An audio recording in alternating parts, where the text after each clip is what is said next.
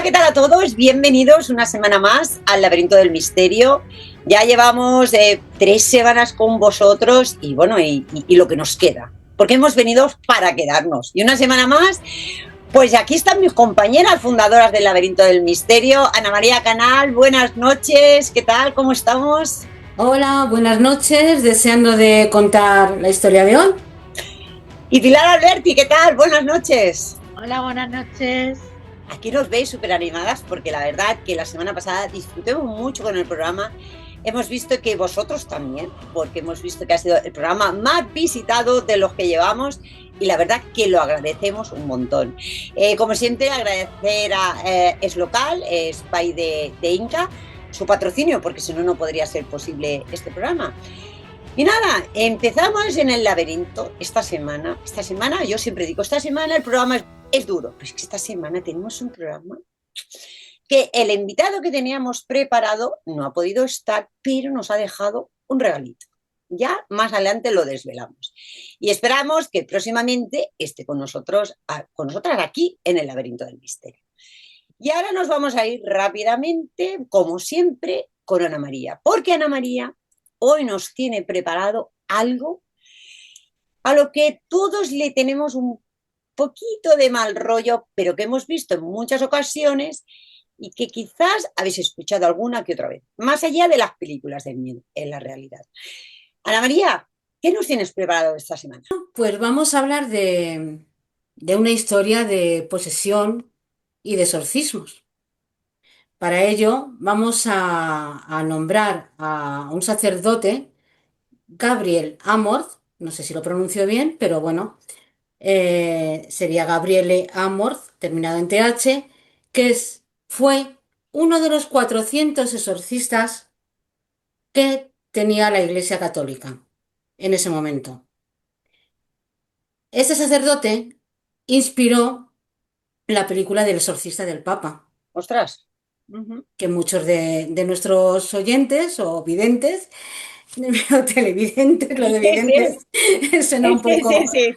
seguramente que la conocen, la película. Y este sacerdote tiene la particularidad, aparte de realizar muchos exorcismos, él tuvo esa fama, rodó un documental, no, él no lo rodó, él realizó un Sí. exorcismo a una mujer que por cierto, cuando se grabó el documental, era el noveno exorcismo que la practicaba a esta mujer que se llamaba Cristina. Este documental tiene otra particularidad que lo grabó William Friedkin, que fue el director de la famosa película del Exorcista. Claro, el padre es el padre Carras. Sí, claro, Claro, el de la película, ¿no? el Porque de ahora la me está película veniendo a mí la película. del Exorcista, pero es que este documental que graba el que dirigió la película del Exorcista, Sí. graba el documental mientras que Gabriel Amorth está realizando un exorcismo a Cristina. Ostras. Cristina es una mujer que la gente afirmaba que estaba poseída por el diablo. Cristina tiene 46 años, es arquitecta, tiene un novio, sería una mujer normal y corriente, pero ¿qué ocurre? Que sobre todo en las fechas relacionadas con Jesucristo, Sí. bueno, pues su cuerpo se transforma en algo que no es humano, experimenta ataques incontrolables, una rabia espasmódica y una voz gutural y multifónica que grita, soy Satanás. Eh, el principal morbo que tiene el espectador viendo este documental, imaginar lo que es estar viendo un documental que es algo real. Están practicando un exorcismo en ese momento, es prácticamente íntegro.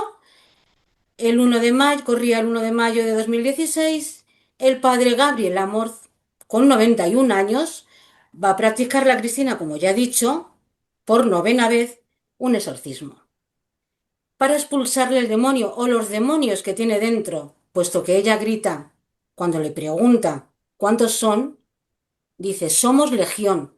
Madre mía. Esto es lo que dice la mujer, ¿vale? Eh, Imaginar Fredkin, por lo visto, lo hace con una pequeña cámara semiprofesional, esta grabación, este documental. Y bueno, pues imaginar una habitación con una fotografía del Papa Francisco, en las manos el padre Amorth un crucifijo, agua bendita, sobre sus hombros y los de la mujer una estola morada, y en una esquina de la habitación los padres de la exorcizada con rostro lógicamente preocupado. Friedkin habla, porque Italia tiene una población total de 60 millones y alrededor de 500.000 italianos acuden cada año a un exorcista.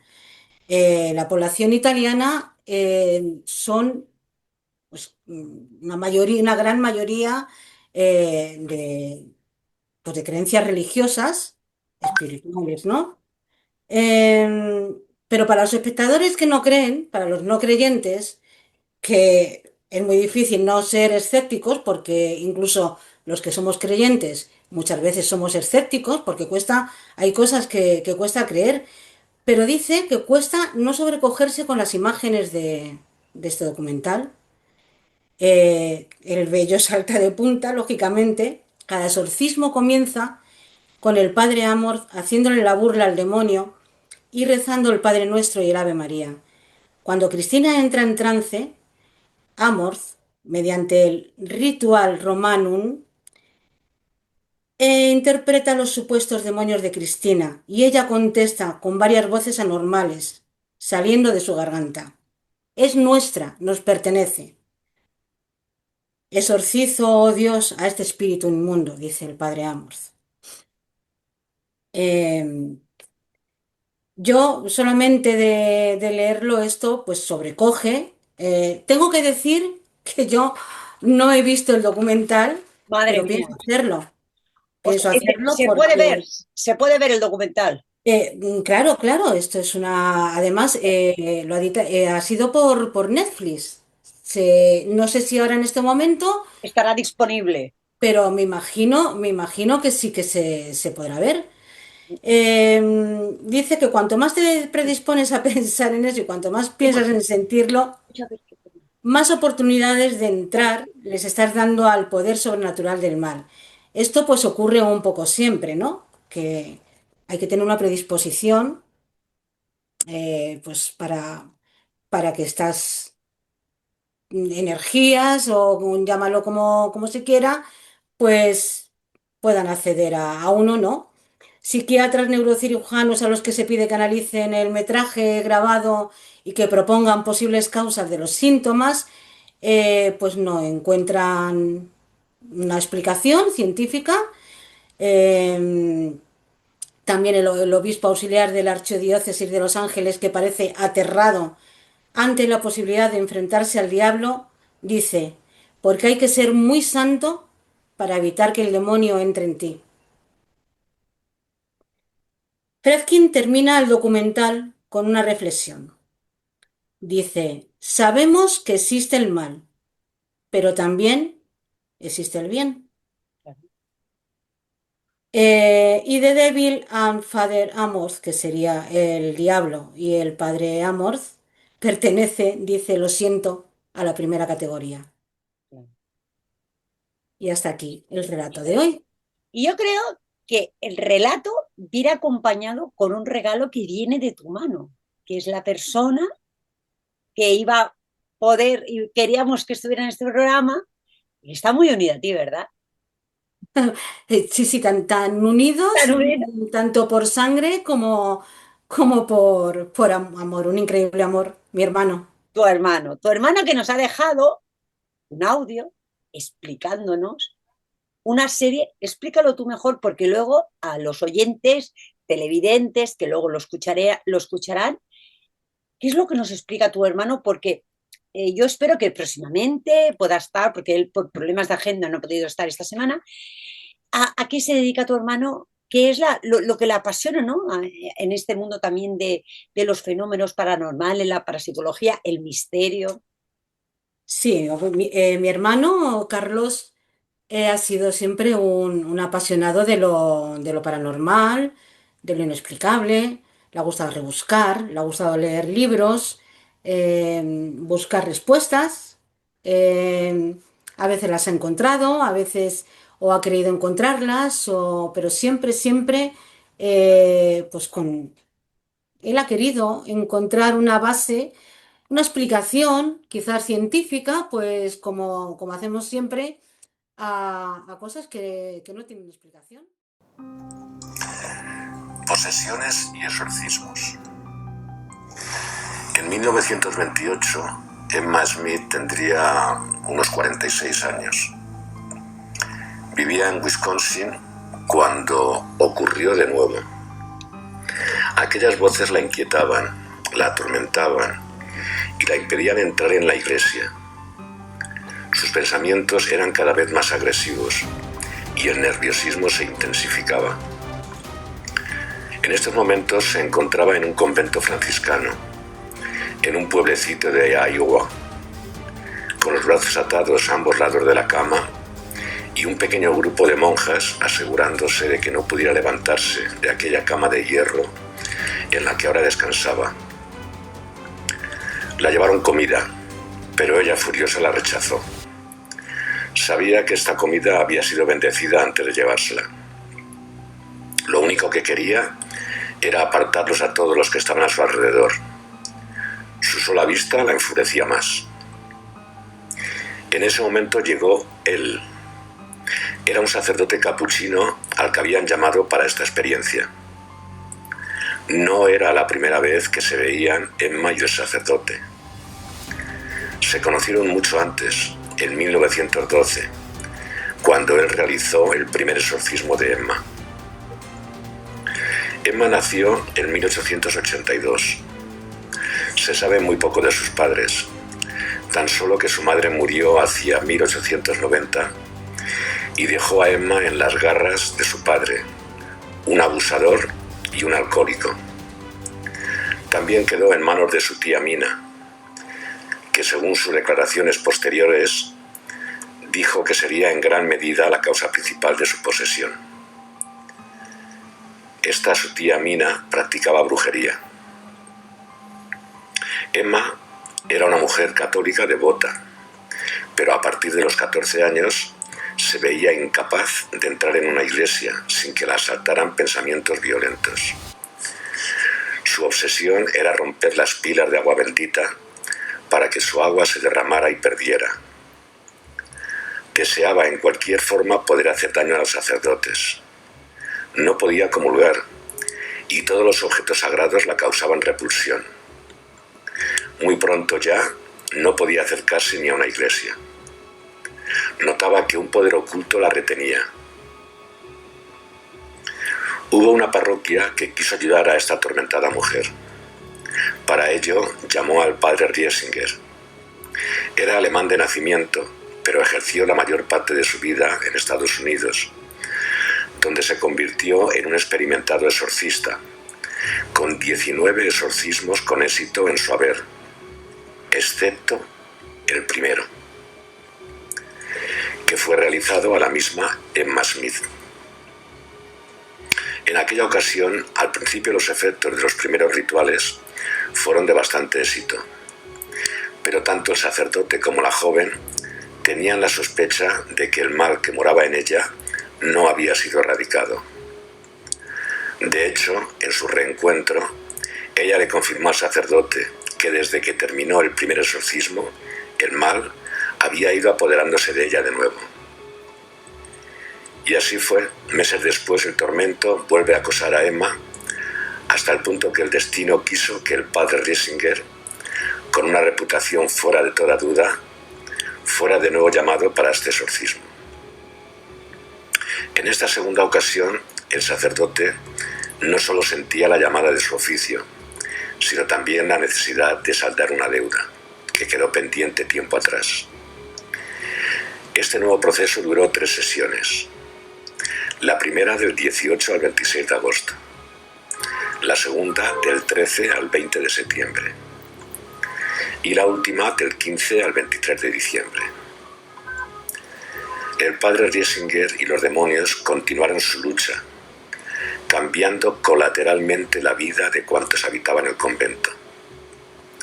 Emma durante las sesiones de exorcismo se retorcía, hacía movimientos antinaturales, rugía imitando a algunos animales, blasfemaba, vomitaba continuamente cantidades ingentes de bilis rancia y un líquido amarillento que parecía proceder de hojas de tabaco masticadas, a pesar de que no tomaba nada más que pequeñas cantidades de leche y agua. Tenía conocimiento de la vida de las personas que la atendían, cosa que era imposible que conociera.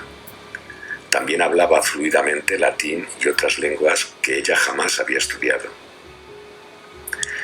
Semana tras semana de continuos esfuerzos, no parecía que el padre Riesinger avanzara mucho sobre los torturadores que habitaban en el interior de Emma. A partir del 15 de diciembre, la intensidad del mal interior que padecía Emma pareció disminuir. Poco a poco todos fueron notando que tras tantas semanas de tortura, Emma iba logrando su paz interior. El exorcismo había funcionado. Este exorcismo debía mantenerse en secreto dentro del convento. Todo él ha sido documentado de una manera amplia y seria. Las monjas que tuvieron que soportar todas estas sesiones, así como los cuidadores de Emma, solicitaron todas ellas el traslado, y todas fueron reubicadas en menos de un año, llevándose consigo esta trágica historia. El padre Riesinger continuó su ministerio predicando con exorcismos y la administración de sacramentos hasta su muerte en noviembre de 1941.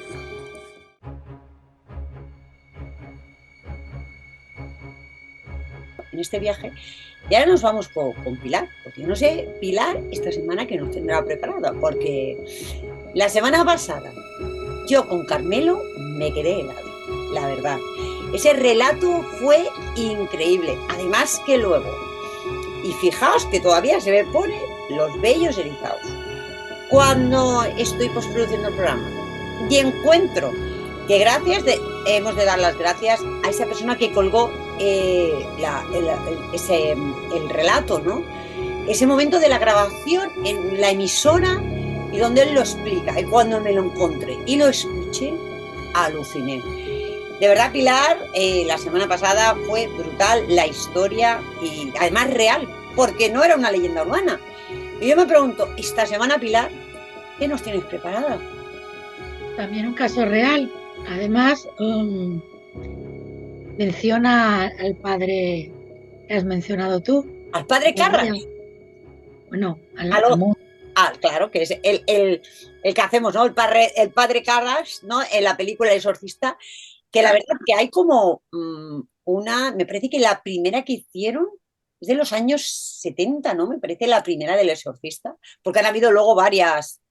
Nosotros nos acordamos a lo mejor pero creo que antes de esa de color hubo una anterior, luego otra posterior, y cada vez que la ves es de esas películas que mientras, yo no sé si os pasa a vosotras, chicas, y no sé si les pasan a las personas que luego nos escuchen, que mientras estás viendo, no sientes aquello que estás viendo una película de terror, pero luego sí que da una cosa por el cuerpo que te deja, no sé si os pasa a vosotros lo mismo cuando la habéis visto.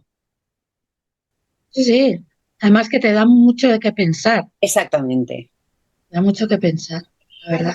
Pues nada, Pilar, adelante cuando quieras. Vale. Pues mira, es un relato que cuenta un periodista que se llama José Manuel Vidal, que se titula El exorcismo que yo viví en Madrid. Anda. Sí. Otra vez nos quedamos en Madrid. Nos hemos cogido el gusto de estar en Madrid. Como el barrio. Sí. Fuimos para Madrid. Pues lo escribe en el apartado de Crónica del Mundo el 22 de septiembre del 2002. Cuenta que el exorcista José Antonio Fortea, párroco de Nuestra Señora de Zulema, en Alcalá, le llama para invitarle a un exorcismo. Él se siente sorprendido y halagado. Entonces, al cabo de unos días, le devuelve la llamada porque le pide si le puede acompañar un compañero de la agencia EFE, que también está muy entendido en cosas religiosas y también por miedo. Ya. En lo Sí. mismo Y bueno, cuenta el relato. Cuando llegan a la parroquia, el exorcista sale del templo y viene a nuestro encuentro. Es alto y delgado, lleva gafas y una barbita bien recortada. Su aspecto impone, quizá por relacionarlo con su profesión de echador de demonios. Embutido en una sotana de un negro inmaculado. Su tez blanquecina y su frente despoblada todavía resaltan más. Nos invita a dar un paseo para ponernos en antecedentes del caso. Nos cuenta que se trata de una chica poseída por 7 demonios, que ya expulsó a 6, pero que el último se resiste. Se llama Zabulón. Es un diablo casi mudo, pero muy inteligente. Su nombre ya sale en la Biblia. Siempre queda el jefe para el final. Cuenta, llevo ya 16 sesiones y todavía no he conseguido expulsarlo. Cuando los casos más normales bastan con 2 o 3. No quiere dar más detalles de la endemoniada, solo dice que vendrá acompañada por su madre, que es una santa, y que la posesión se debió a un hechizo que le hizo una compañera de instituto a los 16 años. En una de las primeras sesiones le pregunté cómo había entrado y me respondió un nombre que yo no conocía. Su madre me dijo que era una compañera de clase que había invocado a Satán para hacer un hechizo de muerte contra ella. Y de hecho, primero estuvo gravísima y a punto de morir. Una vez que sanó, comenzaron los fenómenos raros. Desde entonces su madre empieza a detectar cosas raras en su hija. Muebles que se mueven, objetos que se rompen y sobre todo una inquina especial hacia los objetos religiosos. Cuando era de misa dominical, hasta que un día de noche oye ruidos raros. Se levanta y cuando abre la puerta de la habitación de su hija, la abre sobre la cama levitando. Imaginaos. Madre mía. No me lo quiero imaginar. No me lo quiero imaginar. Como no quiere perder a su única hija, comienza a buscar remedios. Habla con el párroco que la remite a 2 famosos psiquiatras. Ella también. Pero ambos diagnostican que la chica se encuentra absolutamente normal. Ninguna explicación científica para los constantes dolores de cabeza que torturan a su hija. Entonces María, nombre ficticio de la madre, los dos, tanto de la madre como la de la hija, son nombres ficticios. Vale. El padre le pide absoluta discreción a los 2 periodistas. Vale. Incluso la pedía para él, pero él mismo se sacrifica por la razón de por qué los invita. Luego Vale. lo dice. Sí. A sus 60 años se lanza a la búsqueda de un exorcista. Recorre casi todas las diócesis españolas. Ningún obispo quiere saber nada de su caso. Estaba dispuesta a trasladarse con ella a Italia a ver al padre Amor. Cuando le hablan de un exorcista español que acaba de salir en la tele porque ha publicado un libro demoníaco sobre los exorcistas. En ese instante vemos llegar a un taxi, son ellas, dice Fortea. María la madre es pequeña, delgada, su mirada es de todo dolor. Nos cuenta que creo en Dios y sé que tarde o temprano liberará a mi hija de las garras de Zabulón. Llevo 5 años de calvario. No lo sabe nadie de mi familia ni mis hermanos, confiesa. María es viuda y cada vez que se desplaza desde su casa a la cita con el exorcista, prácticamente una sesión por semana, tiene que inventarse alguna excusa. No lo entenderían y no quiero que mi hija quede marcada para siempre. A su lado Marta sonríe tímidamente, pequeña, de grandes ojos negros, un poco tristes. Tiene la cara picada de una mala adolescencia, pelo negro recogido en una coleta, los labios gruesos y sin pintar, aunque contraídos en una mueca casi de dolor. Lleva unos vaqueros y un Nike azul cielo de manga corta. Es guapa, sus ojos llaman la atención pero más que timidez desprenden miedo, mucho miedo. Me parece una chica de lo más normal que nos cuenta que estudia matemáticas en la universidad. Es imposible que esté poseída, pienso para mis adentros. El padre Forte abre la capilla en los bajos de su parroquia, donde dice misa a diario, y vuelve a cerrar con llave por dentro. Es pequeña, acogedora, dentro penumbra y silencio absoluto. Fuera un sol radiante. El exorcista pide ayuda para transportar una colchoneta forrada de plástico verde grande y pesada para colocarla al pie del altar. La capilla rectangular tendrá unos 25 metros cuadrados, sin ventanas. Hay en el centro un altar enorme. Encima un mantel blanco y 6 velas encendidas, amén de una gran cruz de Trinidad, apenas iluminada por la luz mortecina de una logia. Al fondo la imagen de un Pantocrátor iluminado y el Santísimo. En un lateral, una imagen de la Virgen con el niño en brazos. Nada más entrar en la capilla, madre e hija se preparan para el rito. Marta se pone unos calcetines blancos mientras su madre saca del bolso un rosario, un crucifijo de unos 15 centímetros y una postal de la Virgen de Fátima, y los coloca al lado de la colchoneta. Trato de registrar el más mínimo detalle en mi mente. Sigo pensando que asisto a un montaje. Claro. O sea, escéptico totalmente. Marta se recuesta en la colchoneta, boca arriba mirando a la cruz. María se arrodilla a un lado, una postura que no abandonará durante las siguientes 2 horas y media. Wow. El padre Fortea reza un rato de rodillas. Se quita la sotana, bebe agua y se sitúa sobre el extremo de la colchoneta más alejado del altar. Presiento que el rito va a comenzar. Me siento expectante en un banco. El exorcista extiende su mano derecha y la impone sobre el rostro de la joven sin tocarla. Luego cierra los ojos, agacha la cabeza y susurra varias veces una plegaria ininteligible. Un alarido desgarrador, el primero, rompe el silencio de la capilla. Penetra en mi alma y me pone la carne de gallina. No es humano. Es un chillido sobrecogedor y profundo el que sale de la garganta de Marta. Pero no puede ser ella, no es su tono de voz. Es ronco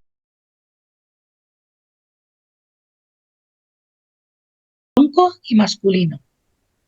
El padre Fortea sigue rezando y los rugidos se suceden poco a poco. El cuerpo de la joven se estremece vivamente. Su cabeza se mueve de un lado a otro con lentitud al principio, con inusitada rapidez después. Entre la salmodia del exorcista, la joven gime y se retuerce sin parar. Al instante el gemido se convierte en rugido desgarrador, altísimo, furioso. El exorcista acaba de colocar el crucifijo sobre su vientre y entre sus pechos, mientras la rocía con agua bendita. Patalea con tanta furia que el crucifijo se cae y la madre lo recoge una y otra vez y se lo vuelve a colocar de nuevo, mientras le acerca el rosario que Marta arroja a lo lejos con furia. Parece tranquilizarse un poco, pero inmediatamente vuelve a rugir. No hay un momento de respiro. El padre Fortea acaba de invocar a San Jorge y al oírlo la joven grita, bufa, pone los ojos totalmente en blanco, arquea el cuerpo y se levanta toda entera a un palmo de la colchoneta. No doy crédito. Mientras el padre Fortea sigue conminando a Zabulón, las manos de la joven se han ido transformando. Son como garras. El exorcista recia sus plegarias y sus exhortaciones. Hoy es el día. Sal, Zabulón. Sal de esta criatura en nombre de Dios. La joven se desata en temblores. Los gritos se elevan hasta el espanto. Con voz ronca dice, asesinos. Es entonces cuando el padre Fortea le pregunta por qué no sale. Y Zabulón le contesta, para que la gente crea en Satanás. Agotado tras hora y media de lucha, el exorcista se levanta y sale de la capilla. Esto no puede ser una impostura ni un montaje. Hay que tener muchas agallas para dedicarse a esto, y menos mal que los casos de posesión, según cuenta después el padre Fortea, son muy pocos. Él lleva 5 años ejerciendo y solo ha tenido 4 en España.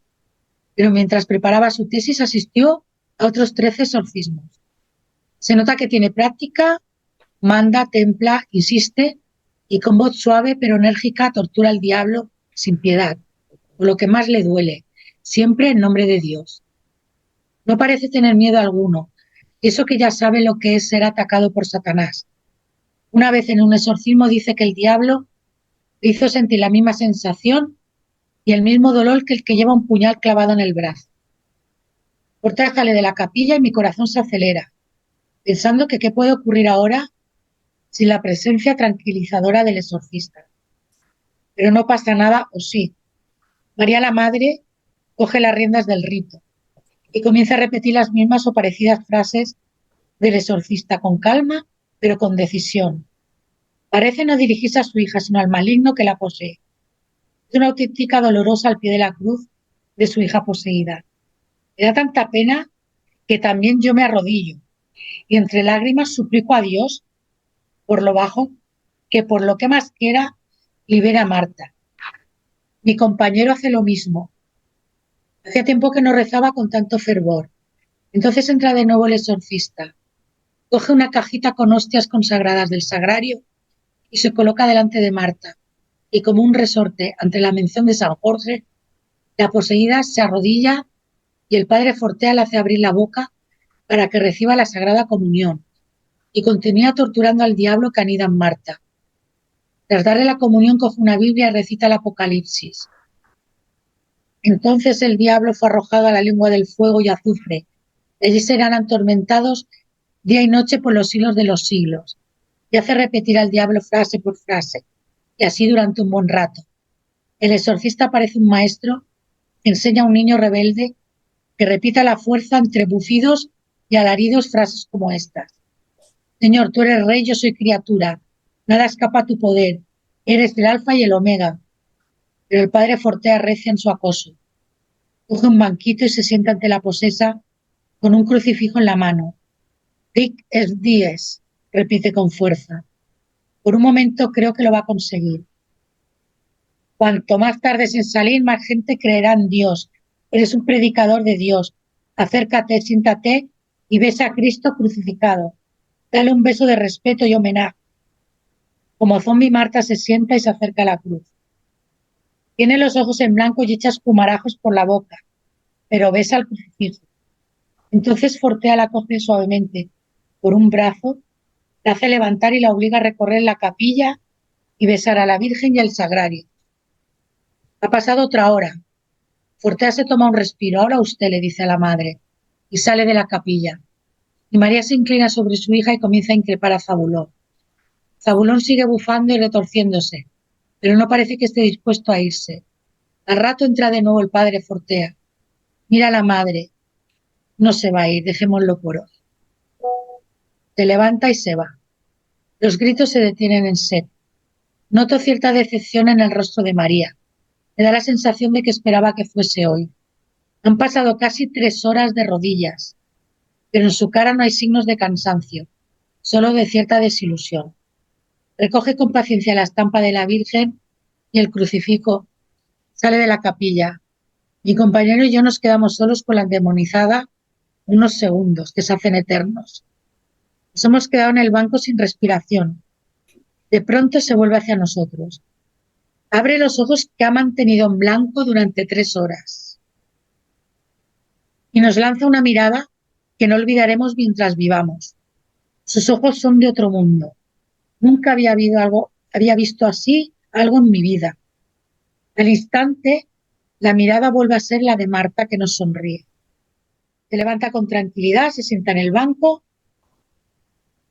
se quita los calcetines blancos que dobla con sumo cuidado. Noto que apenas suda, a pesar de las 3 horas de ejercicio continuo. Se pone los pendientes y nos vuelve a sonreír.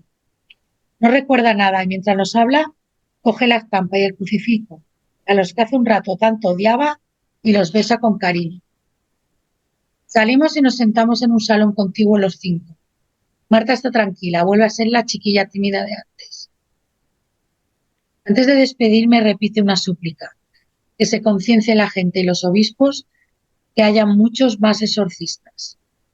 Abraza a su hija y se suben los dos al coche del padre Fortea y se van.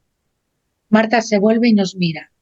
Sus ojos son el grito de angustia del esclavo encadenado. El padre Fortea queda en llamarme cuando se produzca la liberación definitiva. Rezo por Marta y por su madre. Lo que vi no es un montaje. Madre mía. Uf, Hemos asistido de tu voz a todo un ritual, porque un exorcismo no es un ritual.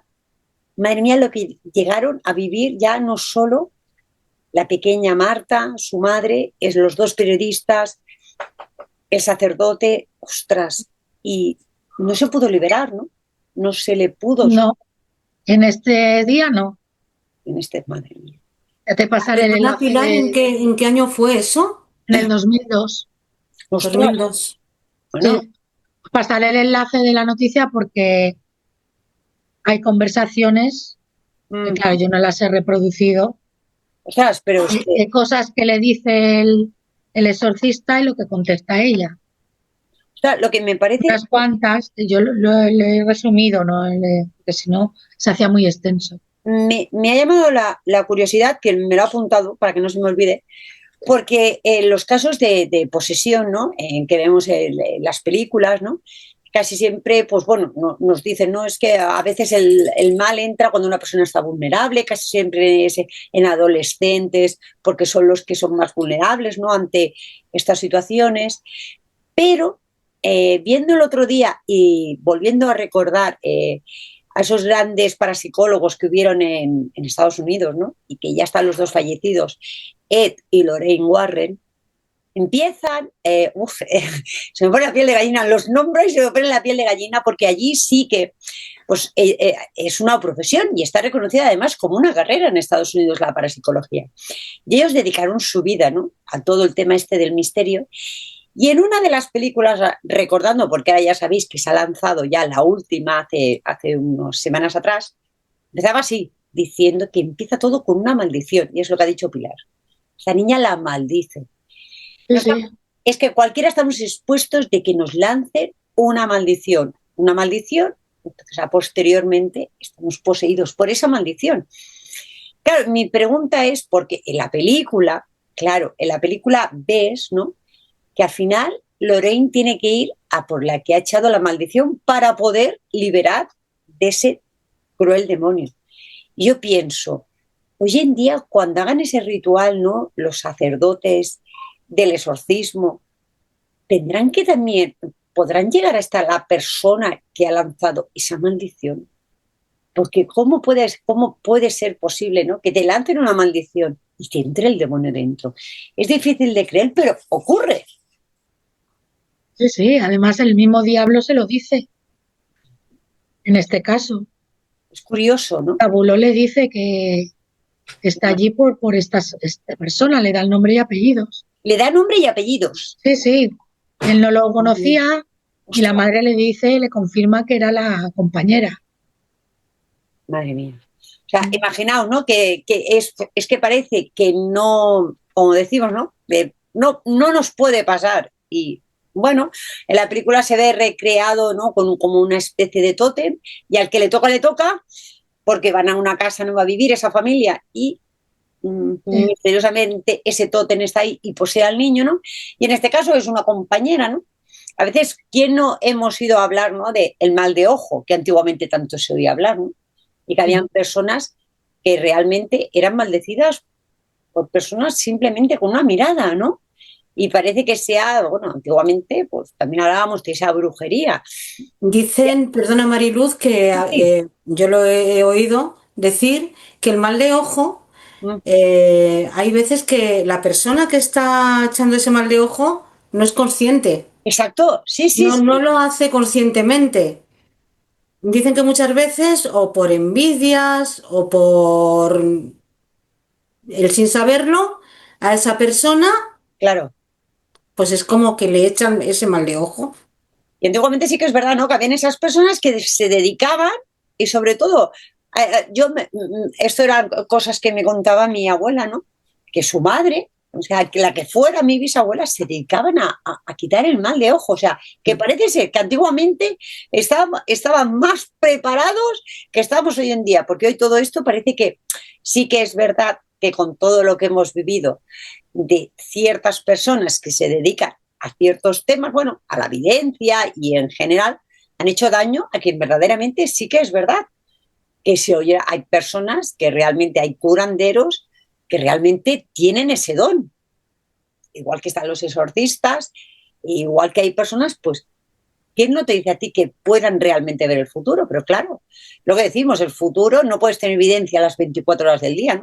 Y ahí es donde entramos en esos problemas, ¿no? Y en esas dinámicas del por qué se ve a veces tan perjudicado y por qué estas personas que, como decía Pilar la semana pasada, hay, cuando pasan familias religiosas, vas a manos de un sacerdote y si es una familia no creyente, vas directamente a un sanatorio mental, ¿no? Eso también tenemos que empezar a tener un poco la mente más abierta de que estas cosas pueden pasar, ¿no? Además, un sacerdote sabe hacer las pruebas a ver si es una posesión o es una enfermedad mental. Exacto. Que tiene unas características y unas reacciones que si no es posesión no aparecen. Claro. Que al final llega un momento que ellos porque no sé, yo ahora estoy hablando, me estoy aventurando, a lo mejor no es así. Yo creo que cuando tiene que hacer un exorcismo, lo tiene que autorizar el Vaticano, ¿no? Creo. Sí. Sí, ¿no? Sí. Además, Sí. como dice Pilar, los sacerdotes son unas personas que han estudiado y bastante, la mayoría. Pues sí. Y además los que se dedican al exorcismo, particularmente, pues saben distinguir cuando es falso posesión. y cuando es real. Claro, que llega un momento, ¿no? Que ellos también saben distinguir, ¿no? Porque Claro. sí que es cierto bueno, que se puede mezclar o se puede intuir, pero como bien dices, es una carrera de muchos años, tienen muchos estudios, se preparan dentro del Vaticano y hay especialistas, ¿no? Que su rama es dedicarse a eso, que tiene que ser tremendamente duro, cansado, y que yo no sé si algún sacerdote habrá fallecido haciendo algún, no sé, me viene a la cabeza haciendo algún ritual tan sumamente, porque tienen que enfrentarse a algo muy, muy, muy bestia, ¿Seguro? muy sobrenatural. Sí. Tiene que ser extenuante. Extenuante, exactamente. Físicamente y mentalmente, claro. Y luego fíjate que es lo que hablábamos antes, que luego no es solamente ese momento, es que esas personas, estos exorcistas, estos sacerdotes, pues hasta que se recuperan de algo así, pues tiene que ser, yo creo que bastante duro. Pues sí, así es, y yo pienso que, bueno, que sobre todo, además, desde aquí, desde el laberinto del misterio, queremos dar voz porque estas cosas pasan y además, bueno, sobre todo, pues que no podemos estar exentos y que a veces no está mal, aunque no estemos no sean creyentes o no pasen, que no dejemos según nuestros hijos o si notamos algo raro, que no notemos, ¿no? Que siempre veamos ese lado que a veces, pues como siempre decimos, no da miedo. Como decía la semana pasada Ana María, tú aquí y yo aquí, ¿no? Pero a veces sí que tenemos que mirar un poco y creer un poco en este mundo del misterio, porque siempre decimos, si está el bien, el mal también está, y ninguno estamos exentos de que nos pueda pasar alguna cosa de estas, ¿no? Y bueno, y hablando, podéis ir de noche, podéis ir a investigar, porque yo lo he hecho, y ahora lo voy a decir que vosotros no vayáis, porque yo lo he hecho. Pero sobre todo, ni bebido, ni mucho menos haber consumido drogas. Porque si ves algo que no tienes que ver, realmente las consecuencias pueden ser mucho más graves que si lo ves realmente sereno, ¿no? Entonces, ese 31 de octubre que se va acercando, ya es la noche. Encima tiene esa fama, ¿no? De no ser una noche muy recomendable, ¿no? Porque se hablan de muchas misas negras. Y se callan, ¿eh? Ninguna dice nada, hacen así. Ahora mismo, porque fíjate que ese momento, Sí. el que ha relatado Pilar, o sea, de verdad, pues me ha recorrido un escalofrío cuando cuando ha relatado cómo les mira, que se quedan solos los periodistas con la niña en la habitación, y esa mirada. Es que no te se olvida nunca. Yo voy a cumplir 50 años dentro de nada y tenía 19. No se me ha olvidado esa mirada. Además, esa frialdad, ese como si no estuviéramos allí, realmente como si él estuviera solo. Realmente había más personas que ya habrían subido al dolmen a celebrar su misa, y la verdad que te deja de pensar, pues sí, realmente hay maldad. ¿Qué irían a hacer allí? Yo no subí a verlo, no subí arriba del dolmen a ver qué estaban haciendo. No subimos, y íbamos 5 y no tuvimos el valor de subir. A veces pienso que cuando se va, sabemos o sabéis que se va a realizar un ritual de magia negra. Ahí sí, contra más lejos mejor, por lo que te puedas llevar, ¿no? Y sobre todo, pues bueno, acompañados, serenos y con tranquilidad, porque siempre, bueno, el gusanillo de ir a investigar donde te dicen que hay una casa, que hay un sitio, que ha pasado, no lo podemos evitar, ¿no? No lo podemos evitar. También habíamos hablado antes de empezar el programa que también haremos un especial hablando de esas películas míticas de terror, que sabemos que hay muchas pelis basadas, una de ellas, El Exorcista, que mira, podemos aprovechar este fin de semana para volver a verla y volver a ver ese documental que nos ha recomendado Ana María, que estaba en Netflix, que luego, si podemos en la postproducción, lo dejaremos con el enlace para que, si está todavía disponible, se pueda ver. Y sobre todo, pues muchísimas gracias, una semana más, porque hemos llegado al final, una semana más, os habéis aguantado con nosotras. Y antes de despedirnos, rápidamente, Pilar, ese correo electrónico. ¿Tenéis alguna historia que hayáis vivido paranormal o que creáis que podéis ver en el programa? Pues mándanosla al correo misterioenlaberinto@gmail.com, misterioenlaberinto@gmail.com. Pues nada, yo de verdad que ha sido un auténtico placer, como siempre, que nos acompañéis, que estéis con nosotras. Dar las gracias a Es Local, Spider Inca, por patrocinar este programa, como siempre. Y qué me queda que deciros, que os emplazamos a todos y que os queremos, pero antes de decir eso, un momento, que mis compañeras se tienen que despedir, que yo ya voy lanzada. Chicas, adelante. Es que las tengo muy serias y está bullendo muchas cosas ahora mismo en nuestras cabezas. Y bueno, pues nada, que encantada de haber estado aquí con vosotras y con todos los que nos puedan oír, y que hasta el próximo día, a ver qué traemos. Yo también encantadísima, y hasta la próxima. Buenas noches. Pues ahora sí, nosotros nos despedimos, y no olvidaros que la semana que viene tenéis una cita aquí con nosotras en el Laberinto del Misterio. Hasta la semana que viene.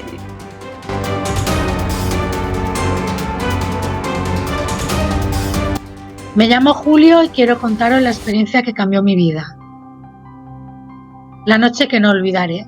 Recuerdo la noche que entré en la casa abandonada como si fuera ayer. Había oído rumores de que estaba embrujada, pero no creí en ellos.